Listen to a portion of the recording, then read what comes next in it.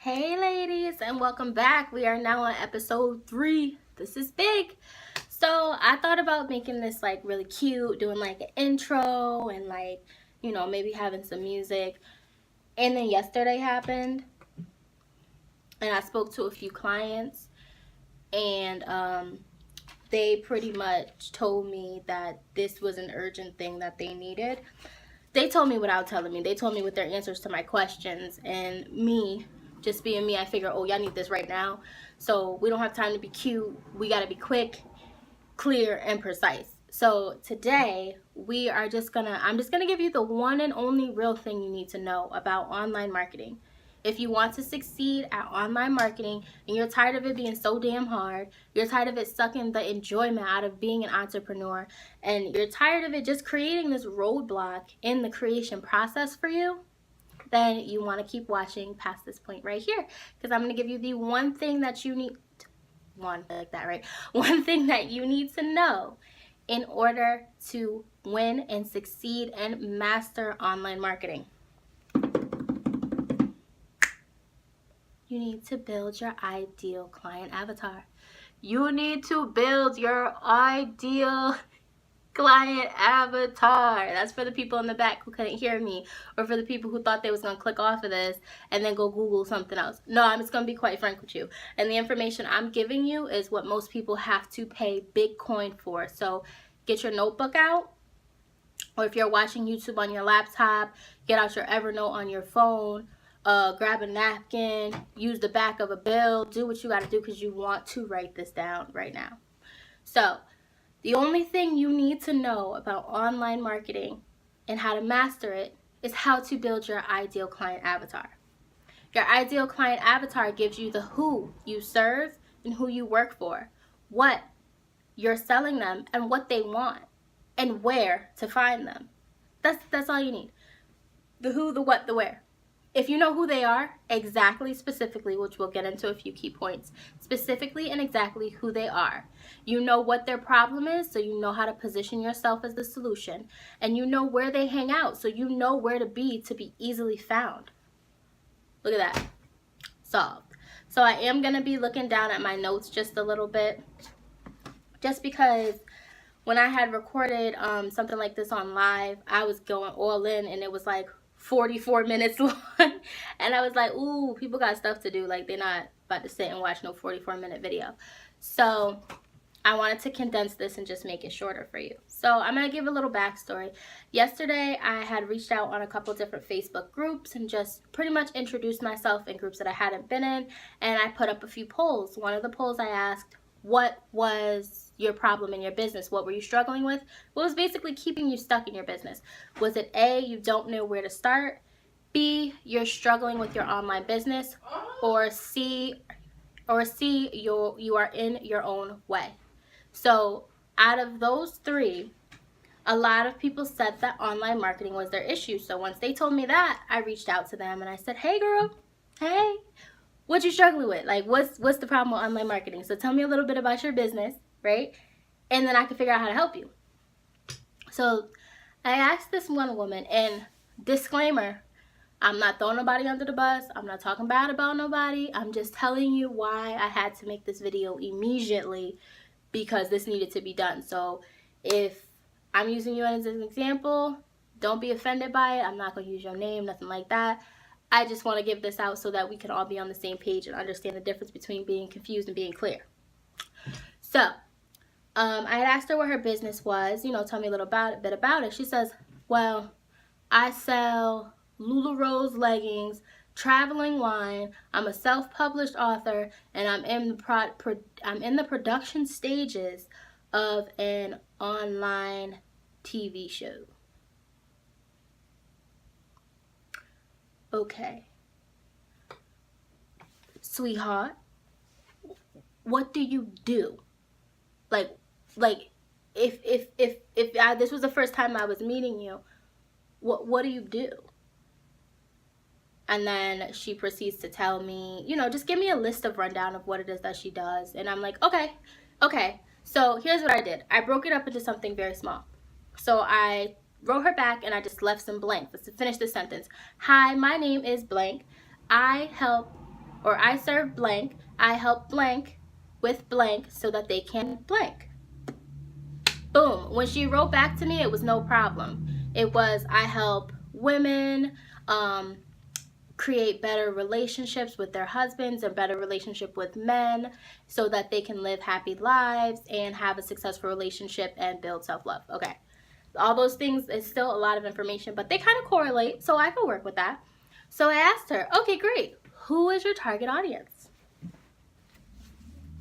And she proceeds to tell me women 18 plus. Now, here's the thing. When you're talking to everybody, you are talking to nobody. I'm gonna say it again. When you're talking to everybody, you're not talking to nobody. You need to be specific and clear. You cannot say you're just speaking to women. What kind of woman? Where she live? Where she at? What she do? Who is she? 18 plus. So did she just turn 18, like she was 17 yesterday and now she 18, and so now you want to market to her? Is she 56 years old? Is she in the stages of retirement? You know, God forbid, but did her first husband pass away and now she's looking for another one? Like, what? Who is she? Because you have to get clear on who she is in order to get her attention. What love, self-love, or love in loving relationships, self-love look like to a woman in her 20s does not, or a woman in her 20s who is, I don't know, let's just say she just moved to New York City, graduated college, she's just getting on her feet and she's trying to figure out herself and find love in this big city, you know, the regular storyline. It does not look the same to her as it would to a woman who is 45 years old, got 3 kids that's almost grown, been divorced, and now she's getting back out there, but she makes $50,000 a year. She is clear on who she is, just a few changes in her life. She just want to get her groove back, you know, feel good about herself again. And now she's, you know, looking for something that will do that. Those two people are not going to enjoy the same content. Why? Because that older woman, or who's 45 or so, whatever have you, she's going to want to see something. She's not going to want to see some 20-something running around. It's not relatable. And that 20-something is not going to be able to relate to the older woman if you're marketing to them the same.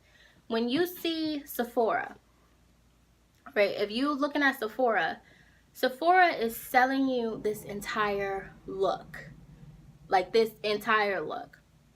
Right? And you buy into it because some way, some form, something on that is relatable to you. Something about that is something that you like. So that was just a quick example of why I had to do this, and now I'm going to break it down. I will have the Ideal Client Avatar workbook in the description box below, along with my Facebook group stuff, because I think you need that like immediately. If you're just starting out in your business and you're trying to market online and you can't figure out who you're talking to and why they're not listening, then you need this. But I'm going to try to keep it short, sweet, and just straight to the point. So I've broken it down into 5 basic points of what you need to know to succeed at email marketing without it being such a headache and so hard. So for your ideal client, what products or service do you offer? And what problem does it solve? People do not buy products, people buy solutions. So what problem are you solving in your business? Are you catering parties for children who have gluten allergies? Are you catering for graduation parties or some sort of large formal events for people who are vegan or vegetarian? 2 different things. So maybe you want both options, maybe you just want one. What problem do you solve? Right? The problem is there's not a lot of people who are sensitive, or there's not a lot of catering agencies that are sensitive to the gluten allergy yet, or vegan or vegetarian, and if they are, they're high priced. Well, what problem do you solve? How do you come in and set yourself apart from that and make you the obvious next best step? Okay, so that's 1. Again, I hope y'all got y'all pens ready because y'all need this. So 2, the age, gender, are they married, are they single, do they have children? Age matters Because like my first example, it's gonna look different. It doesn't matter what you're selling. You could be selling napkins. The way that you're pitching it is gonna look different depending on who you're selling it to. Whether it's a product or a service, it's going to look different. And I'm just telling you right now, if you're selling something for young children and they're like ages like 10 and below, you want it to be appealing to their eye, but you're marketing to their parent. Let's just be honest. You're marketing to their parent. So you want it to appeal to the parent. You want the kid to want it so bad, but you need to give the parent a reason as to why they need to buy it from you. Right? So age matters. Gender, I know we're in a time where people, maybe don't feel comfortable being determined as one gender, and that's fine. There's non-binary. I think that's as close as I can get because I'm a little ignorant on the fact, but I know non-binary, I believe that means that you don't subscribe to any gender. So non-binary, male or female. Who are you marketing to? You need to be clear on that, because your color schemes, the language that you use, the way that you present it, the content that you're putting out, it all has to be relatable. If my colors are pink, white, and gray, or pink, white, and baby blue, and I've got all this glitter on it, that may not appeal to a man, and it may not appeal to a non-binary person. It may not even appeal to some women, but it's more likely to catch your eye because it's pretty. So you want to be very specific on who you're marketing to, on who they are. As far as age, don't leave more than a 5-year gap in age. 5 is the maximum number. 5.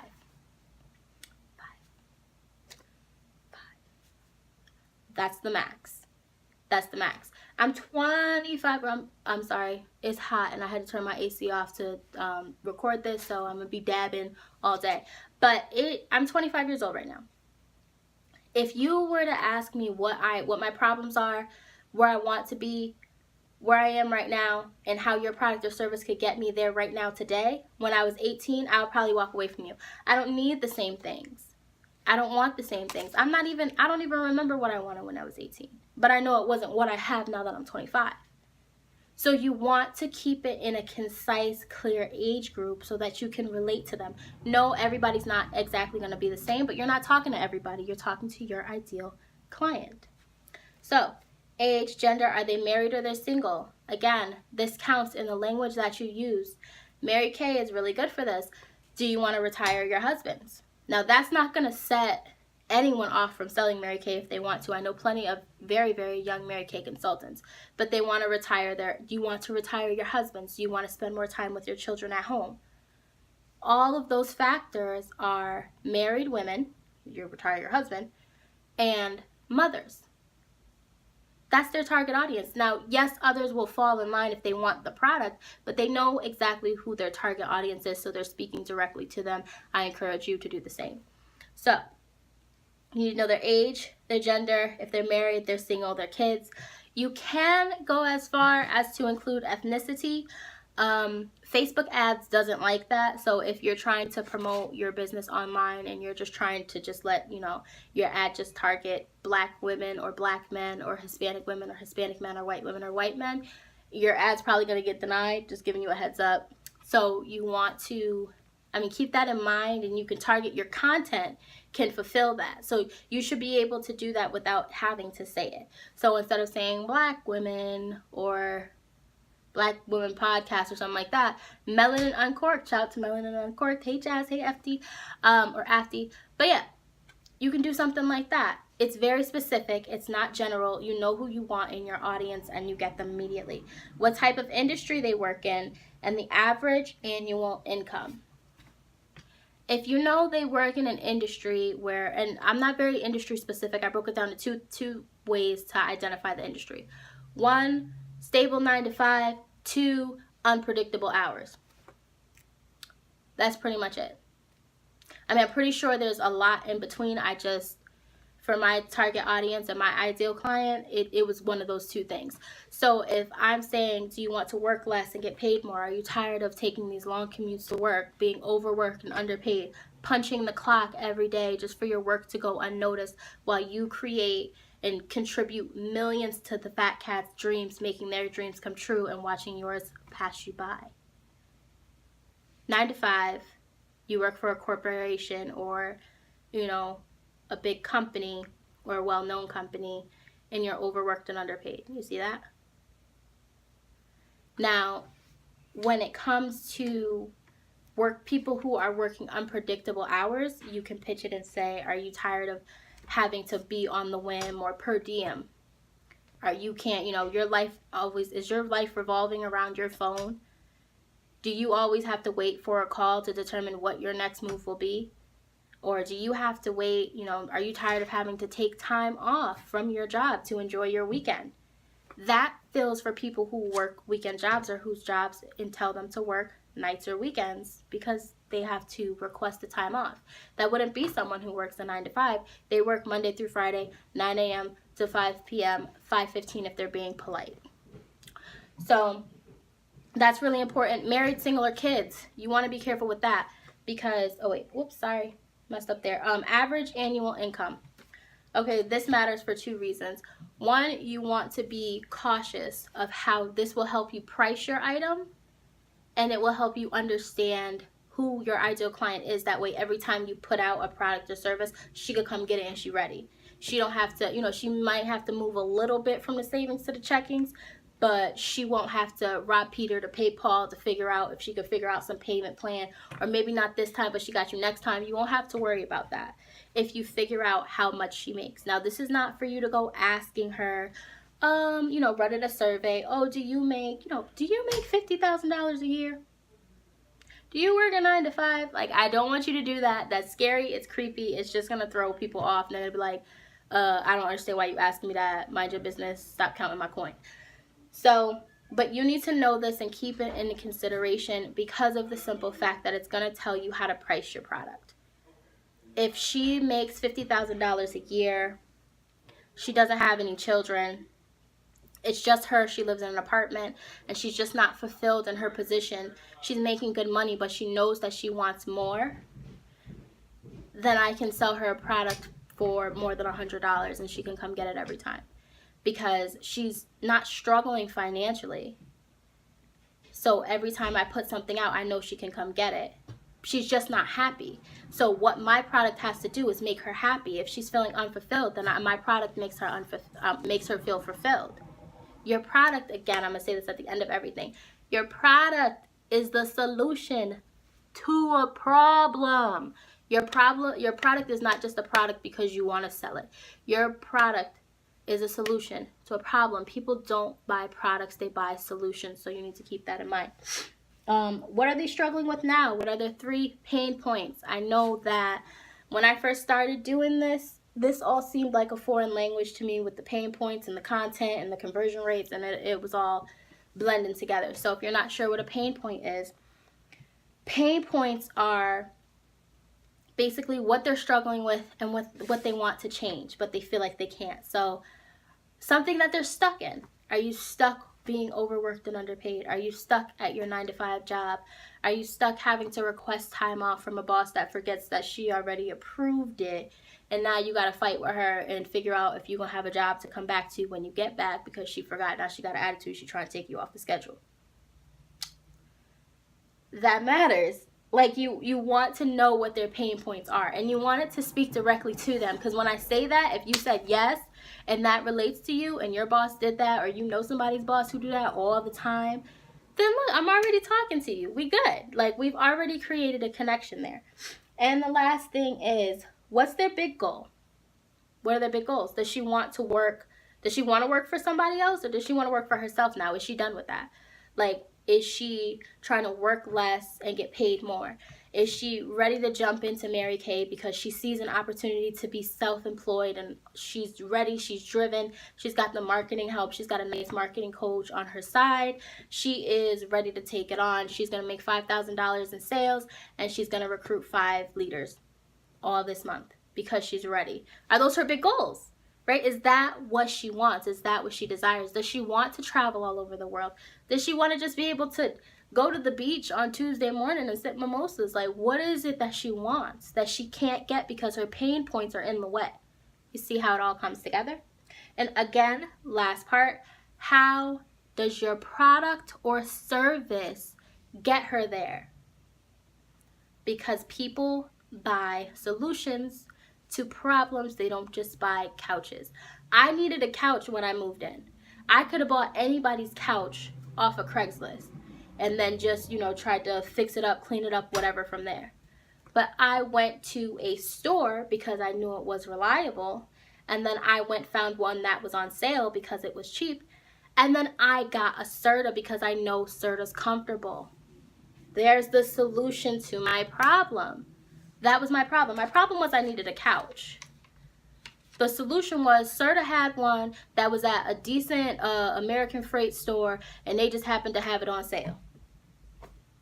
So how do the products that you have or the service that you have solve the problem? So I'm just going to recap real quick, and then I'll let y'all get out of here. So the crafting your ideal client avatar, 5 key things. 1, what product or service do you offer? What problem does it solve? You need to make sure that your product solves a problem. 2, what's their age, gender? Are they married? Are they single? Do they have kids? Those things matter. If your gender is non-binary, then say non-binary. That's okay, because this is for you, and this is who you're pitching to. This is who you're trying to sell to. This is who you're, well, not trying to sell to. This is who you're trying to serve. So your product or your service should be serving them. 5, tell me what the 5 means. 5, year, age, different, maximum. 5-year age different, max. 5. That's as high as we can go. Some experts will tell you keep it maybe 2, 3, or maybe pick one age, right? No, 5. Because I know it's hard to pigeonhole yourself, and it's like, well, I don't know if I want her to have A, B, C, and D, but you want to make it a maximum of 5-year age difference in age. So if you're doing an age group, 23 to 27 is mine. That's as far as I can go. 28, 29, 30, they're going to fall into me because they see what I have, they need what I have. I may not be specifically, may not be my specific ideal client, but they're coming in. And that matters. They want the service I provide. I provide a solution to their problem. But specifically speaking to, so I don't have to ever hunt for those other women who are way over there and they just happen to see my product and they want it. When I'm speaking to women who are between 23 and 27 years old. What type of industry they live in, and their annual income.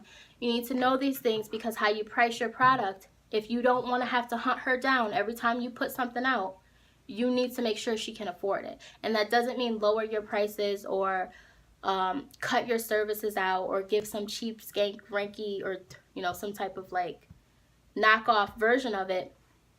But you want to make sure that she can afford it and that she doesn't have to choose between if her lights and her hot water is going to be on, or if she's going to get this $1,500 coaching bundle from you. Shouldn't be like that. You have to make sure that she can afford it, so you're speaking exactly to her.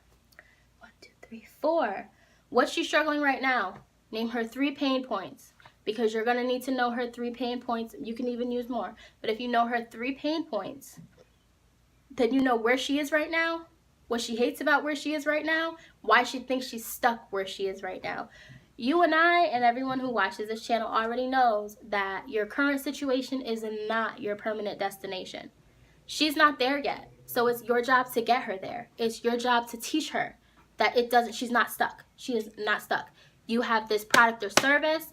You want to help her. You genuinely want to help her. You're not trying to scam her out of money. You're not trying to just get a real quick deal. You want to help her genuinely so that she continues to come back for that help as long as she needs it. So you, in turn, will not have to go hunting for another her when you put something out. And the last part is, what's her big goal and how does your product or service get her there?